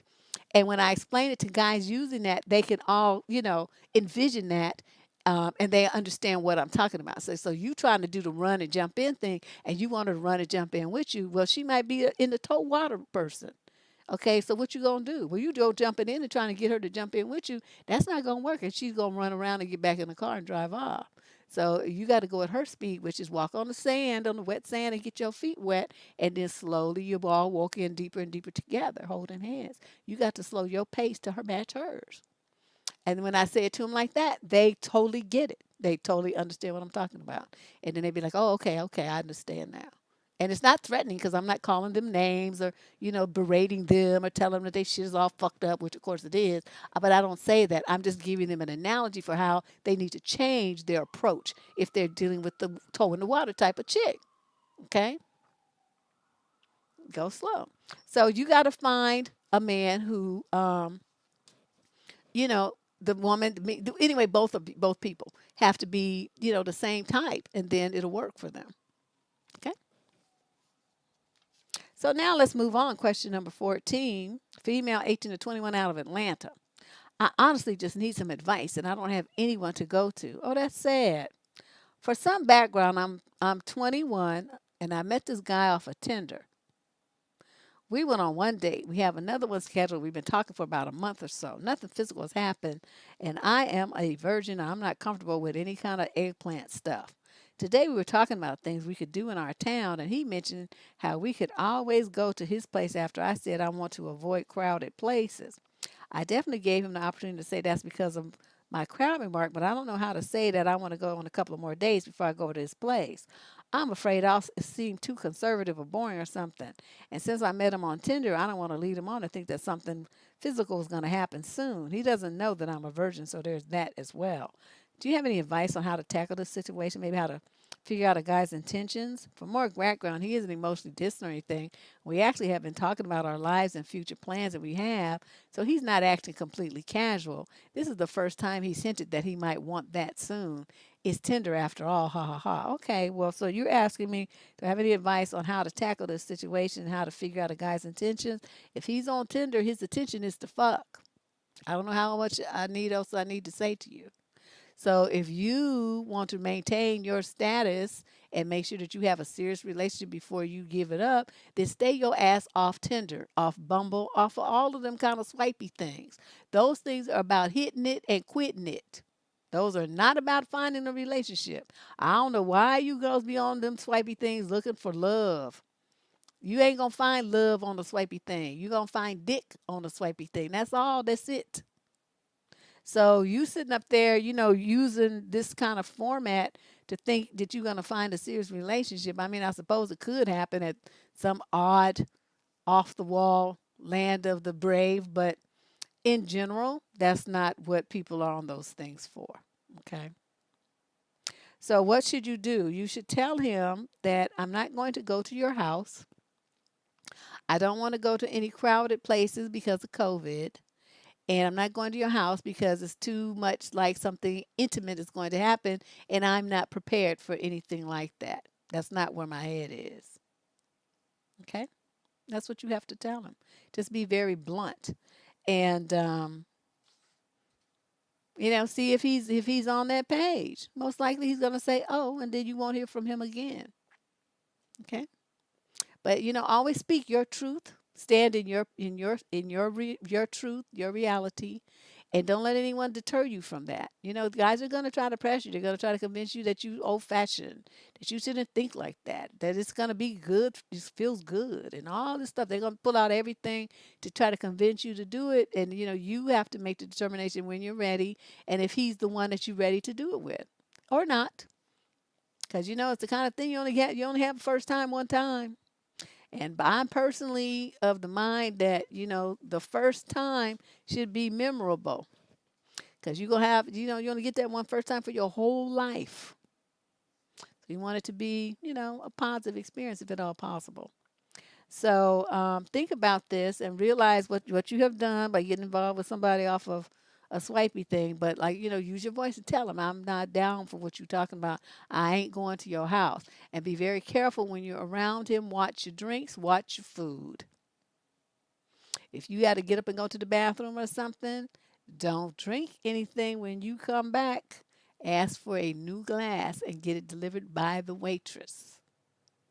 Okay? Be very careful about that. You even look over to your purse and your drink's over there by him, and you digging in your purse, you ain't looking over there, accidentally knock that shit over. Or decide you want a different drink. Oh, I don't really feel like Coke. I think I'll have root beer. You see what I mean? Don't drink it. Don't do it. That's my suggestion for you. All right. Question number 15. This is a female in the 55 to 65 age group from Brooklyn. I'm a woman who recently filed for a divorce from my husband of over 28 years. We're married 11 years. He's horrible, a pure narcissist that I decided enough was enough. The physical and psychological abuse was insane. I suffered in silence for years. We have one child together, but I helped him raise two other children that I loved and took care of like they came from me. So, long story short, as a result of my divorce from their father, they have decided to take sides and have isolated me, meaning I haven't spoken to any of them, age 36, 35, and 26, since May of this year. I'm feeling a way about this, but it is what it is. I'm in therapy and it's really helping. Dad, please provide some insight into my situation. It's complicated. I can't believe I allowed something like this to happen to me. It's not complicated at all. You making it complicated. You know what? When a kids become adults, sometimes even their parents, the mama that they came out of, they don't treat her right. They ignore her and stuff like that. So don't feel bad. I worked for Adult Protective Services for, well, it's about a year, year and a half, something like that. And I've never seen so many trifling people in my life. So people feel like because they had a kid that that child is, going to take care of them and love them and respect them and all that kind of stuff. I used to have that fantasy until I started working there. And then I saw the reality of it. And these are their actual parents, not step parents, not adoptive parents, not foster parents. They're real parents. And they straight dogged them, especially the mothers.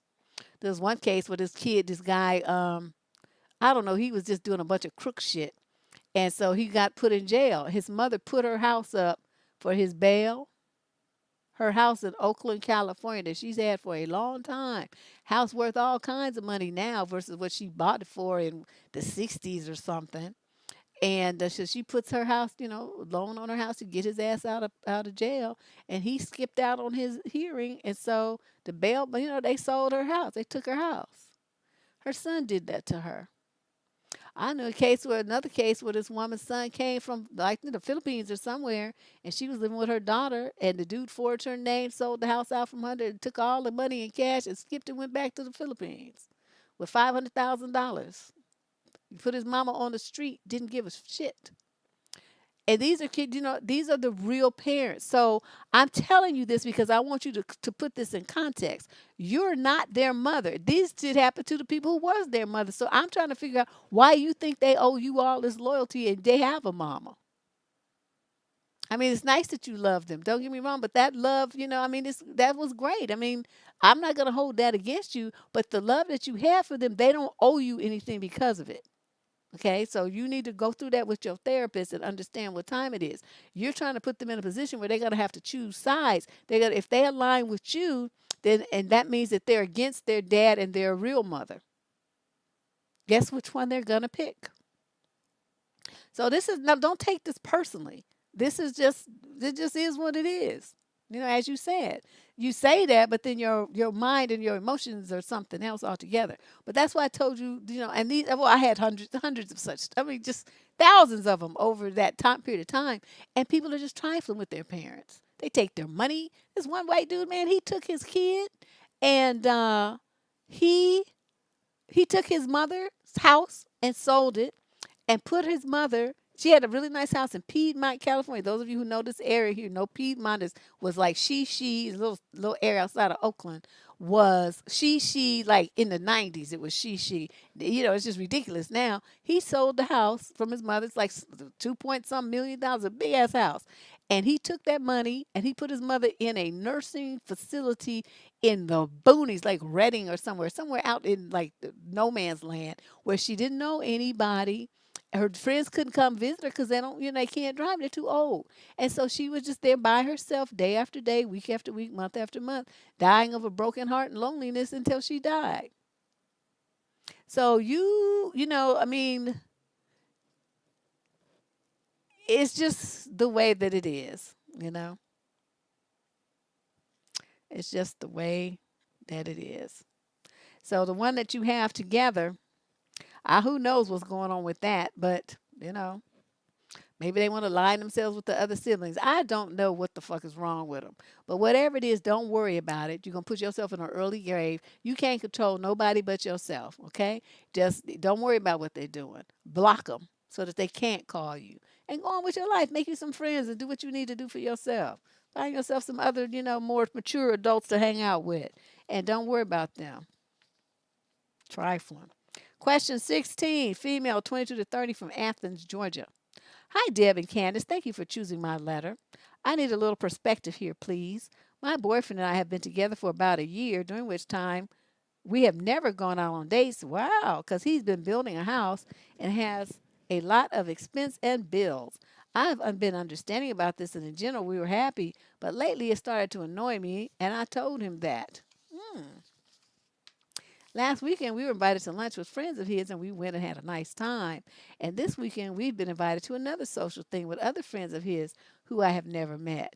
I don't really feel like going because I'm not that social, and also because I gave up a day last weekend to go to his thing. And so I feel like stating my case and telling him that I don't see why I should go because he never takes me out anywhere.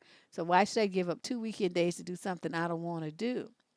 I'm really mad about it and trying not to have an argument with him about it. I might be saying, no, you've been stupid as fuck. Okay, first you complain that you never go anywhere with him, and then now he's going someplace with you, and now you want to pout and say, I don't want to go. I don't understand. Either you want to go and be out social with your man or you don't. Which one is it? Well, I don't feel like going because, yeah. Let me tell you how this would go if this was me. And I'm trying to build a house, and you was okay with not going nowhere. But now all of a sudden, because we're going to go someplace, now you want to act stupid and brand new. I would break up with you.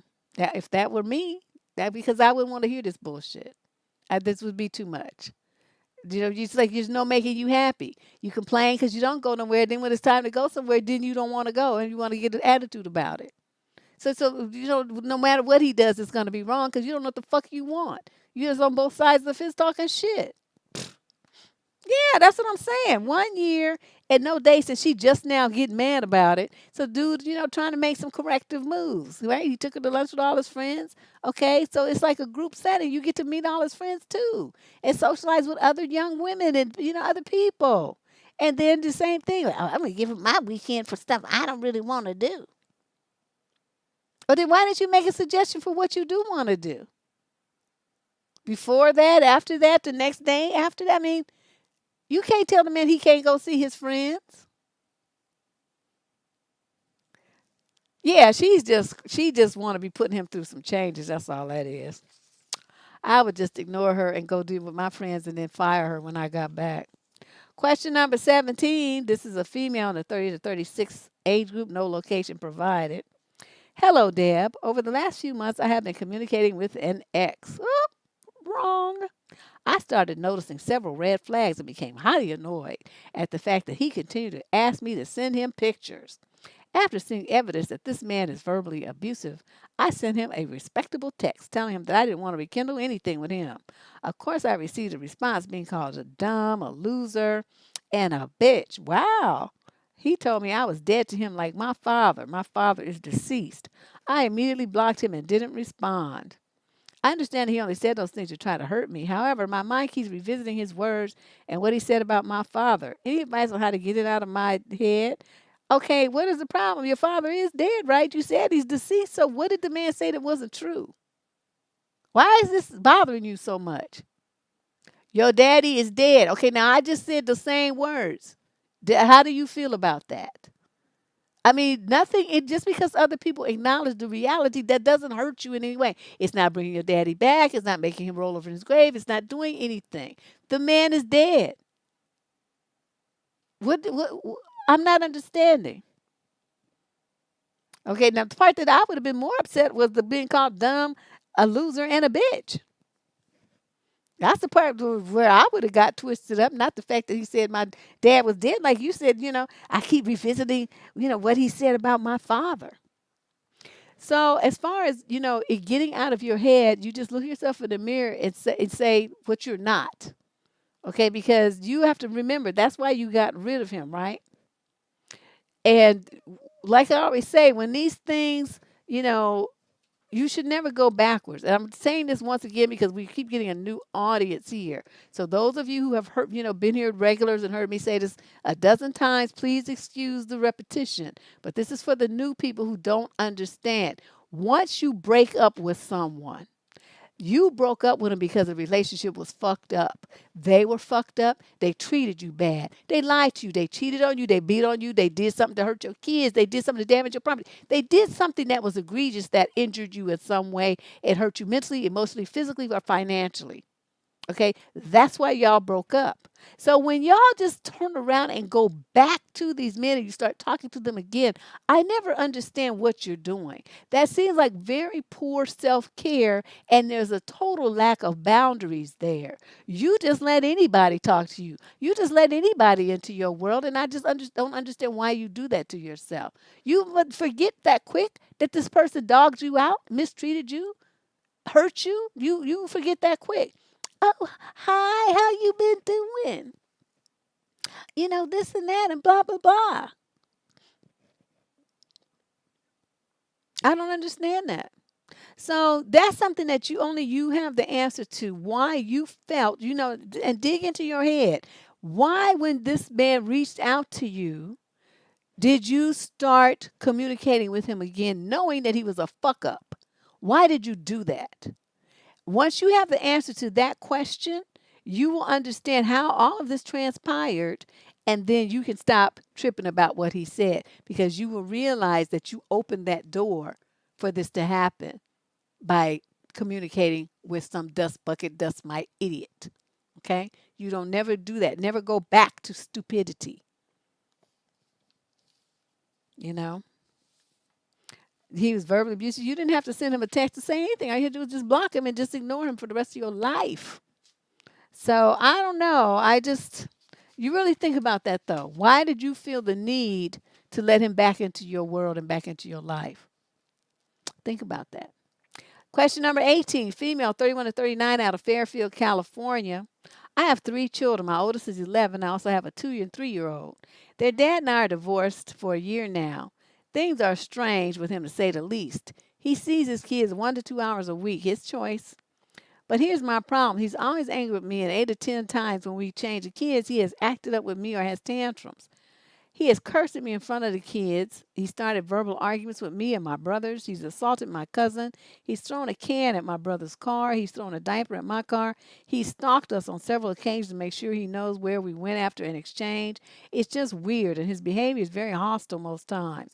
My 11-year-old has witnessed all of this. I'm starting to feel like a bad parent, like I'm not protecting my kids because I continue to exchange the kids with him. My family tells me their father is more harm to them than good. He doesn't pay child support, and he only wants them an hour or two a week. I feel like he's more trouble than he's worth and definitely a cause for mental harm to the kids, right? Am I exaggerating here and saying that this could be dangerous for my children? I don't know how to talk to my oldest about it. She sees how strange he is, and she doesn't dare to talk to her dad about it, and he has no idea he has a problem or how he's affecting her.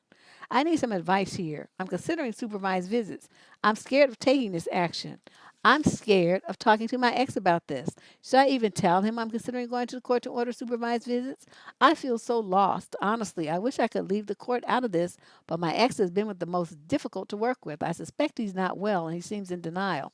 No, what you do is you don't talk to him about shit. That's why they have courts. You should all of this stuff here, You should have been documenting this. Photos of the dents in the car, recordings of him verbally assaulting you, police report of him assaulting your cousin, all of these kind of the diaper that he threw at your car full of whatever it was full of. I mean, him following you, going driving down the street because he's got the kids. He shouldn't be following you doing anything. You could have been videotaping that. All of that would be evidence that this man's off his rocker and that, him having the children even for an hour or two is nothing but other than to try to manipulate and control you so he can keep tabs on you. That's all about. So I would go back to court to either have his parental rights cut off completely or to have supervised visits. And the thing about supervised visits is that the person who's getting them has to pay for them. If they don't pay, they don't get any visitation. And if you have it, you have a job, you need to pay child support. And you're going to have to pay that through the court. So all in all, this is the move to make. Well, she can't just get a restraining order. She don't have no evidence. That's what I'm saying. Unless she's been collecting evidence, she's just gonna go in and say, "I want a restraining order," and they're gonna say no because you don't have anything to back it up. Just you don't have any evidence. When you go to court, you have to have evidence. And unless she's filed police reports and stuff on all the stuff he's been doing, there's no track record. There's no paper. So you can't, there's nothing to go to court and say you want a restraining order about. He will be denied and you would have just wasted some money. But if she had done what I said and collected evidence, then she would be, she would have some backup. Now, you can ask for the supervised visitation, citing these things. The 11-year-old, they may even ask her to testify because that's, pretty old and say, what have you observed? And the kid can tell them. And they have to pay because there's an armed deputy on site. There's usually some medical staff there in case, the kid gets sick or something. They usually have a doctor, a nurse or something RN on, at the little facility where they do the supervised visitation. But yeah, they have armed guards there because a lot of people's just stupid. And they have to, keep them. And they some of that probation officers and people like that in there too. So all them people get paid by the hour and all the people get paid by the fees charged the person who's having supervised visits. If you don't pay, then you don't get no visit. So that would definitely be the move to make it. Then you wouldn't have to be bothered with this no more because then he wouldn't be paying and you would have to be worried about the kids being subjected to his nonsense. So that's definitely the move to make. Go do it. Do it tomorrow. Okay. But yeah, she's talking about stuff, but, rattling off stuff, but, she didn't say like, well, I've kept records. I have photos. She didn't say all of that. She just rattled off some things like, like a loose off the top of your head type of list, not specifics with dates and, times and locations and stuff like that. That's what you need to get a restraining order. You got to have evidence. Question 19, male, 40 to 49, out of the UK. I've been dating a woman for a bit over a month now who's great. She's 40, I'm 45. She is chill but energetic, funny, sexy, beautiful, and we have a lot in common. She had a double mastectomy years ago after discovering breast cancer, followed by reconstruction. She mentioned this on our first date. Wow. And later said she brings it up early because it's a deal breaker for some guys. I don't get why that would be, but that's beside the point. We haven't done the do yet. She wants to take it slow, although it doesn't seem related to her surgery. But the other day she told me that it would be, quote, soon. I don't know how she feels about her breasts now. Do I leave her bra on or take it off? Is she comfortable with me seeing them, touching them, etc.? My current plan is just bring it up before we get physical, not 5 minutes before. I'm talking about days before, and ask her how she feels about it and how she wants to be treated. I want to make sure I'm treating her body in the way she's most comfortable. And I understand that what she's comfortable with may change over time. I've seen reconstructed breasts on TV. I love Ink Masters. They had an episode with women who had reconstruction. They had some scars on their breasts and didn't have nipples. I think I heard somewhere else that prosthetics are an option, though. I thought the women were so brave and didn't find their breasts unattractive at all, which, to be honest, surprised me a little. She knows I'm looking for both a physical and an emotional connection, and so far we're good. Anyway, I'm aware of the fact that the best thing to do is just talk to her about it, but I figured I would ask you and the ladies here in order to get some perspective. Thanks so much for your insight. I'm going to say this. She was brave to mention it to you, and she's, faced the idea of rejection by telling you her reality. You took it very well. I'm very proud of you for being such a mature person. about it, because that's reality. I mean, what is a woman supposed to just worry about looking cute and then lose her life? I think she made the smart choice. And I'm thinking that that you should follow her lead. If she, let her. Okay, I'm about to get. Yeah, he's really trying, and I got to give him props. I'm going to suggest that you just tell her, I'm going to follow your lead because I want to make sure that, you're completely comfortable with everything. So you let her undress you if she wants to. Otherwise, you do it. But if she wants to, or even just part of it, you let her do it. And then you let her undress herself. Now, if she invites you to undress her, then you proceed. Stop at the underwear. Let her do that part. Okay? Let her do that. And see how far she's willing to go. The first time, or at least, during the first part of the first time, she may feel more comfortable with her bra on. But let her determine that. All right? Whatever she does, you roll with it. Sounds like that would even be, you don't even need that instruction anyway. But you just roll with it. And, you know, be sure to express your excitement and, your idea of her attractiveness and, how she turns you on and all that stuff. I mean, women normally won't like to hear that kind of stuff, but she might need a little extra dose of that, okay? Yeah. But I think you'll do just fine. Your attitude is like, you got this. You got this. I like this letter. Question number 20. This is from a female, 31 to 39. It says Midwestern state. Hey, Deb, I know you said not to put race in the letter, but I feel it may be pertinent, so I'm telling you that I am white. Here we go again. I'm going to be moving back to my home state after being away in California for 20 years. The city I will be moving to has a bunch of loser ass blimps. Whoa, that I went to high school with, who I don't necessarily want to be a part of my life now. They are so white they are close to rednecks. Damn. Since I had lived in Los Angeles and friends of all nationalities for the past 20 years, I have totally outgrown them. I'm not like them and have no interest in connecting with them in their small minds. I'm not sure what to do about it though. I'm here to help out my aging parents during COVID, so it's not like I cannot be here. I'm afraid of awkwardness if I run into them while out and about and they're like, "Oh, you live here now? Why didn't you reach out?" Any advice? Have you ladies in ladies in the squad have dealt with this? Thanks. Hmm. They're close to rednecks, so that means they probably wherever this town is that you're in, they probably don't have too many people like Asians, Latinos, black folks maybe. So they're not used to being like, really integrated and having, mixes of cultures and music and food and stuff like that very much. So I can see where that would be awkward and you wouldn't want to be necessarily associating with them. But you're going to be living there now. You don't know how long because we don't have no idea how long this COVID thing is going to be going on. You might be stuck there for a minute. So I would suggest that you do it in a way that has parameters around it. Say, I'm really, really busy.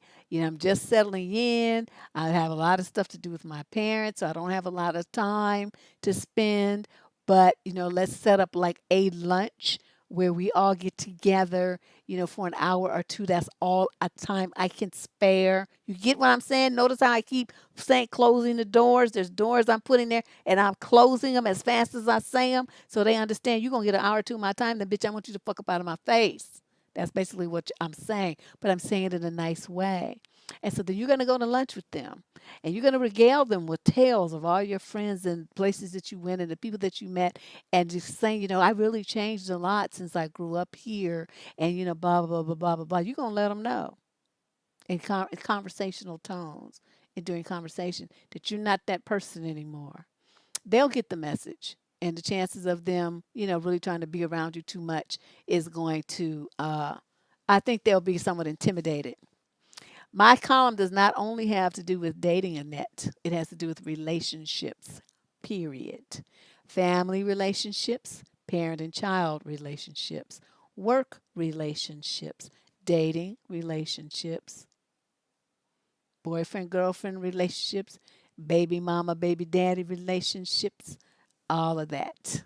Okay. All of those things, because those are all relationships. And even in a situation where the question may be about some other kind of relationship, ultimately the person's attitude and the way that they view things will be reflected in the relationships that they are involved in. Like if you have low self-esteem and lack of boundaries at work, low self-esteem and lack of boundaries with your children, low self-esteem and lack of boundaries with your parents, that's going to spill over into low self-esteem and lack of boundaries when you're involved with men romantically. Okay? So it's if I'm to show up and educate somebody about how to conduct themselves in situations like that, it will help them in their dating relationships as well. Okay?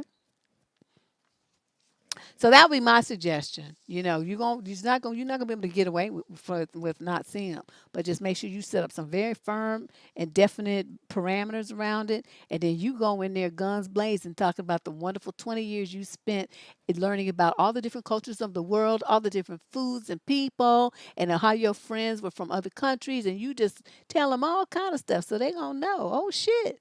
She different, and you gonna say that I'm just not the same as I used to be. I have a much more global perspective now, And if it were not for my parents being ill, I probably would have never come back here because I really enjoyed living in LA amongst all those different nationalities of people. Okay. Yeah, that's why I used to only do romantic relationships, and then I realized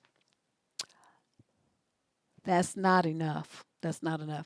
Women, have certain self-defeating behaviors that spill over even into how they relate to their children and how they don't have boundaries with them. They don't have expectations of them. They don't set up, they don't keep their, when they make what you call it, say I'm gonna do this and that with the kids, and then they don't do it. They're the same way with men. If you cheat on me, well, I'm gonna leave you, but then he done cheated to her 5, 10, 12 times and she's still there. It's the same attitude. It's the same thing. So I started incorporating more types of relationships because the mentality that would get you into a situation like that and not stand up for yourself and not have parameters and stuff and not make people treat you well, those are the same no matter who the person is that you're relating to. All right. So our final question of the day. God, why does my nose keep tickling? It's like I have a little feather there or something. Question 21, the final question for What the Fuck Tuesday tonight on December, what is it, 8th? This is from a young woman in the 22 to 30 age group from Indianapolis. And she says, I am an only child. My mom had me when she was 40. I'm 23, so she's 63 now. She had 8 miscarriages. Wow. Before me, between the ages of 28 and 38, and I was born through some kind of drug trial that actually worked. Anyway, all of my mom's friends' kids are around 7 to 15 years older than I am, and my mom has watched them all get married, have children, and enjoy being a grandparent. Most conversations with my mom end up revolving around my boyfriend, our timeline for marriage, we're not engaged yet, and children. We both want them, but for not at least 3 to 5 more years. We've been dating for 18 months and don't live together for right now, which for me is a prerequisite for marriage. Since COVID started, she's been unable to visit her friends and their grandkids, and she's been more and more insistent that I get pregnant sooner. She asks when my COVID/quarantine baby is coming, and it's getting annoying. I've already told her that I'm not having a baby until a year or two from now, after I get married, which is at best 1 to 2 years away. But she's still insisting, and it's almost every conversation, and sometimes she cries.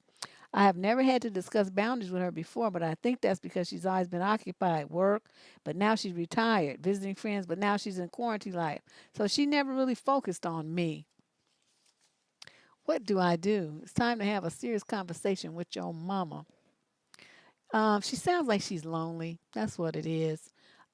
She's lonely and she's thinking you having a baby so that she can see you more and go through the pregnancy with you and bond with you in a way that she probably never has because, like you said, she was always so busy and be a part of your life and maybe babysit the baby while you work so she would have something to do.